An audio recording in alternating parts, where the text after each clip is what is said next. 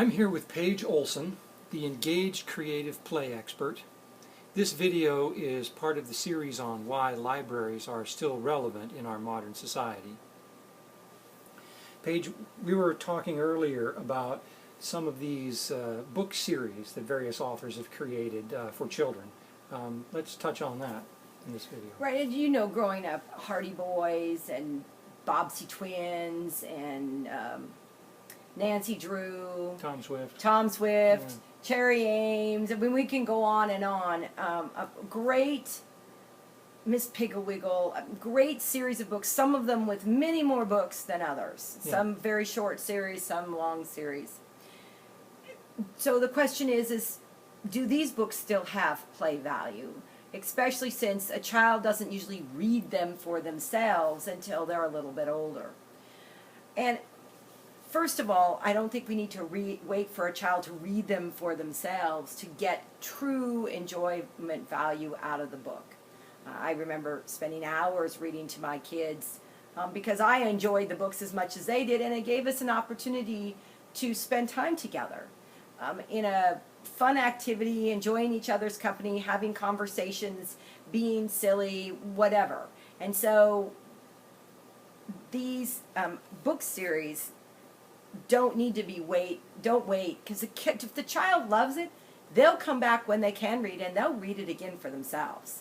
So enjoy them. And so what's so neat about them? Well, this particular series, The Boxcar Children, was a series of books, was one of the many that my children just loved. And what's so unique and cool about them is these books introduce so many different things while the children are solving a mystery.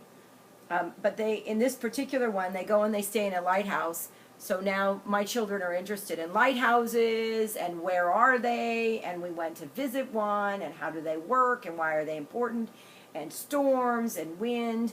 They also talked about building a campfire on the beach and all the safety about campfire. They talked about being in a little town. And so again, it led to a lot of other activities and play that the child can now ask questions about and engage in. So in that way, they're really cool. But I also want to share with you something that this particular author was written about. Her name's Gertrude Warner. And she said in creating this particular set of books, she never thought of them really as mystery books. She thought of them as independence and resourcefulness,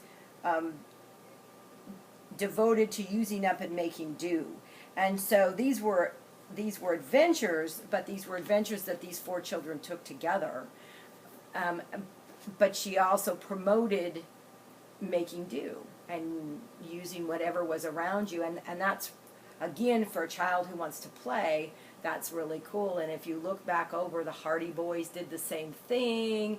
They're always fixing things and making do. And Nancy Drew and all these books. And so it's, again, read them, enjoy them, share with your kids, and don't wait till they get too old where they're doing it themselves and the joy of what the book can provide is partially lost.